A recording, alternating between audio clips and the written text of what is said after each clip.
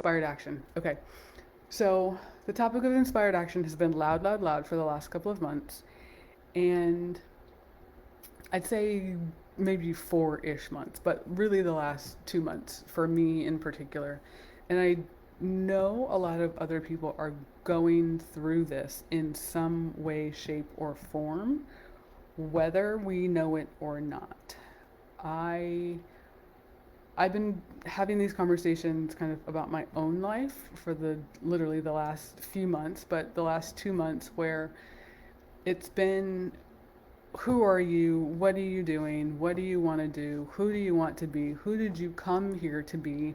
Are your actions in alignment with that? And I actually had two of the most beautiful conversations today, one in a session and then the other with a friend, around what we're going through right now and the identities that we've built up for ourselves to survive, and whether or not that is currently serving us. And the verdict or consensus is that these identities, that these personas, these ways of being and these ways of living aren't actually serving us, or are not what we would prefer to be doing or having or living or being anymore in this current moment. Like, there's people in situations and circumstances that are showing up in our lives that are asking us to ask questions and take potentially different actions than what we would have in the past. And the past could be 6 months ago, it could be 24 months ago, it could be 10 years ago. There are things that are coming up now that are reminding us of, I'm unhappy, this is not who I came here to be, this is not what I thought it would be, there's something better than this, and so on and so on and so on. And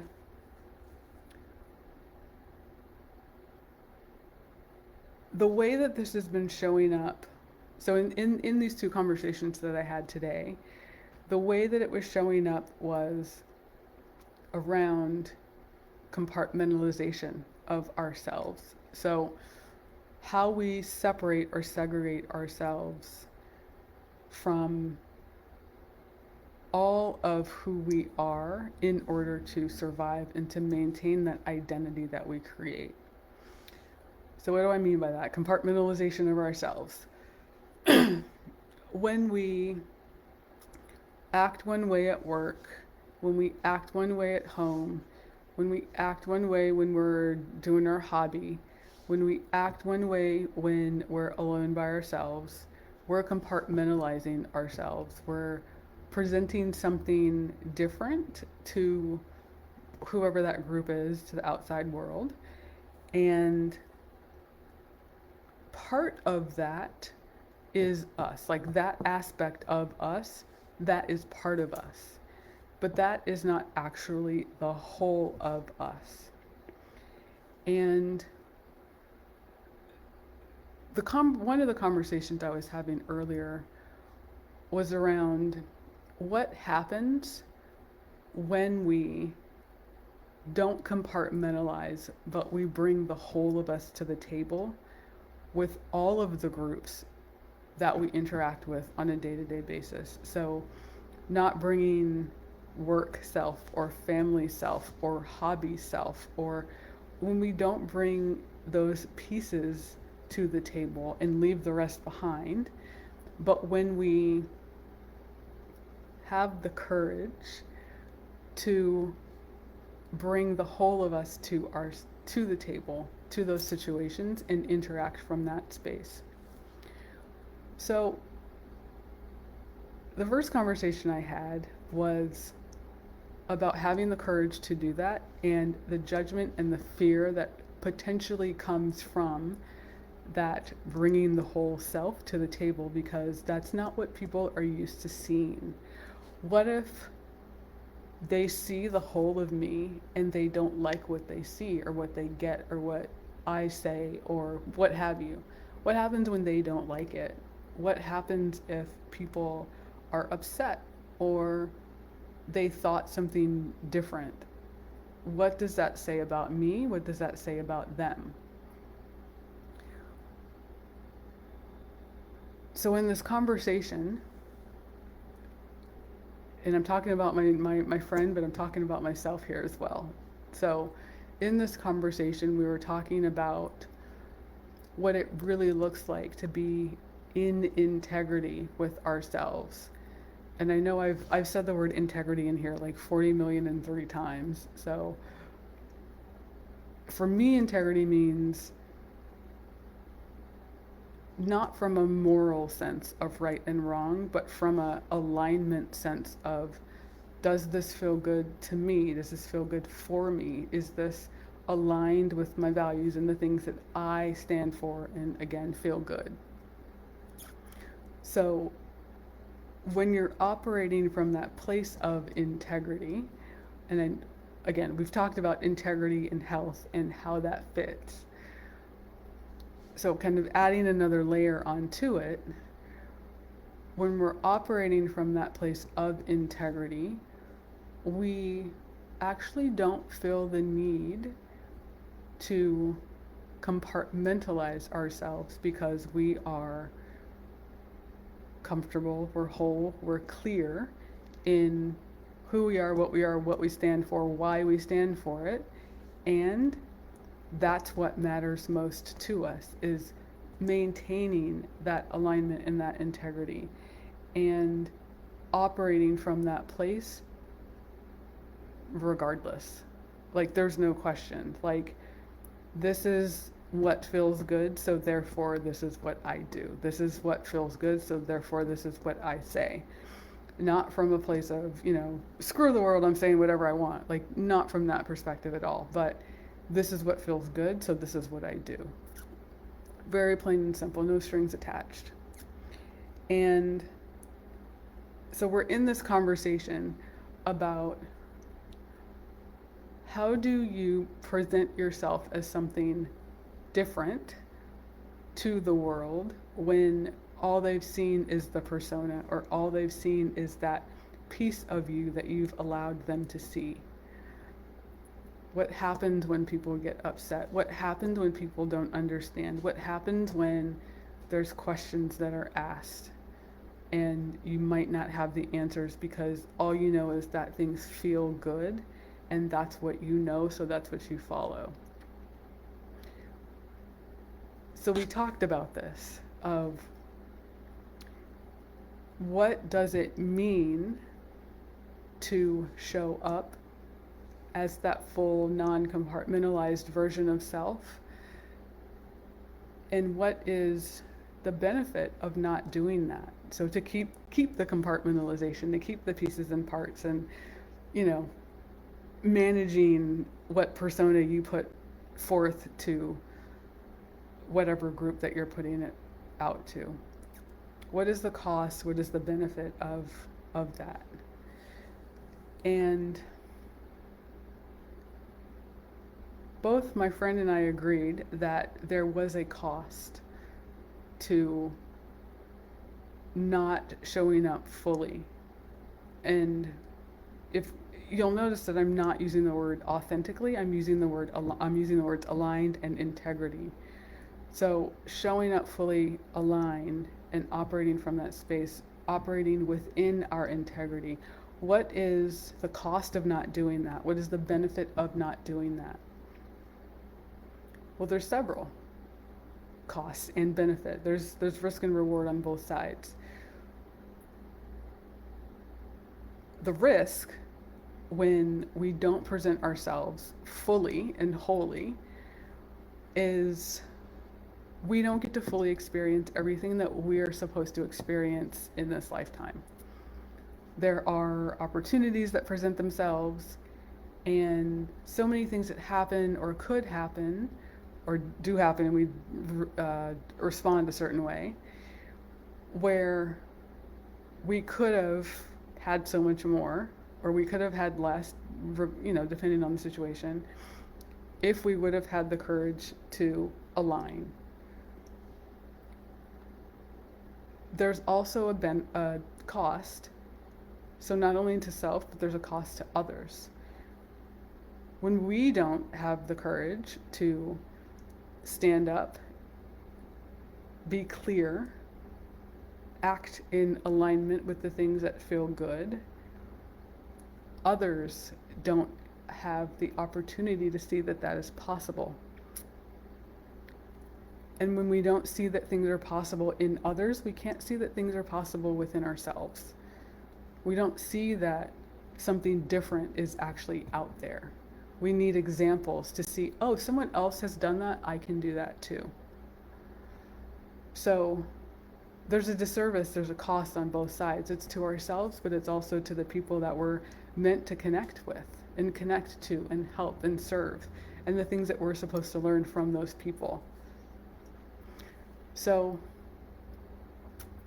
not only did this come up in my conversation with my friend, this also came up in my session as well, where I was helping someone talk through like shedding an identity and realizing that this identity, this persona that they had built up isn't actually theirs. And it's almost earth-shattering, because when you look at the life that you've built and you see this, like, this isn't making me happy. This isn't what I truly want. This does not align with the desires and the, dreams and the life that I am meant to have. So we talked through what that meant. Is there anything to do? Are there any energetic factors that we need to work through? So this isn't such a charge, and understanding why was this situation created in the first place. And I say created because we go through circumstances in our lives because we want to learn, we want to grow, we want to share information. So why are we in a certain situation? Well, it's to, get the lesson, to get the keys, and then do something with that information. So we talked through that in the session. We worked through Akashics, we worked through chords and contracts, we worked through all sorts of things where there were unseen ties to what this person was going through and why they didn't feel comfortable with this new information that was coming through, whether they wanted it to or not. Because now is the time for them and so many of us to realize that the layers have been shedding, and that true core is coming up whether we want it to or not. Whether it looks the way we think it's going to look is a different story, but we can't have judgment. We can't, have any projections around what that means. But it's all about what are we doing with that information to get in that aligned state, to get clear on what we want, and to then take the action to see what happens on the other side. Now, I was actually hesitant, so this is where this fully bringing yourself to the table comes in. I was hesitant to share this information. I was hesitant to say, I'm going to Africa for 6 weeks to play with animals. I was hesitant to do that. Why? Because of the judgment of others, and because anyone who doesn't know me outside of this like healing, health, and wellness space doesn't know that this actually makes perfect sense for me.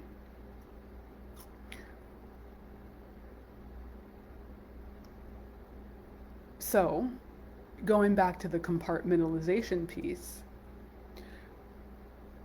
when we get clear on our desires and who we are, what we want, what we stand for, what feels good to us, like all that stuff. When we get clear on those things,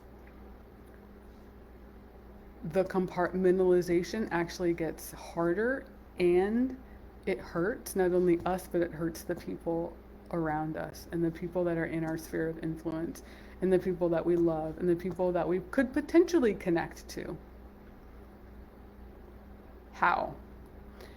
So, my realization around this was that by not sharing and by not connecting all of these pieces,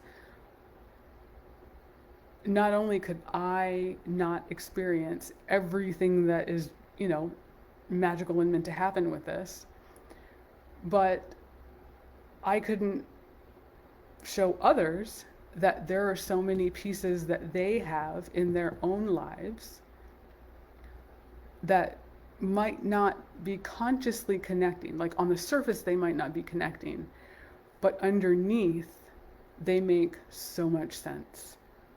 And there's value in honoring that and not compartmentalizing, because when we compartmentalize, we do ourselves a disservice, we do our people a disservice. So, in me putting these pieces together, so like showing the, African bush veld part of me, marrying that with the person who loves to travel, marrying that with the healer and coach and intuitive and, all of that, there's so much more of me that I can bring to the table in my sessions, in any interaction with anyone, really, because I know what feels good in that. I've done the dot connecting, I put the pieces together, and I've said, yeah, this is me, this is what feels good, this is what we're going forward with. But for so long that was impossible. I'll just be honest, that was not possible. And it's still a little bit of a struggle, but now we're here and we're doing something with the information because we have it now. And when we have information, we have the choice of do something or stay and not do anything. But I'm choosing to move forward. So there is a benefit in taking all of the seemingly disparate pieces and putting them together into a whole cohesive story, because not only can you live more fully and experience more fully from that place, but there's so much more you have to offer and to give from that place.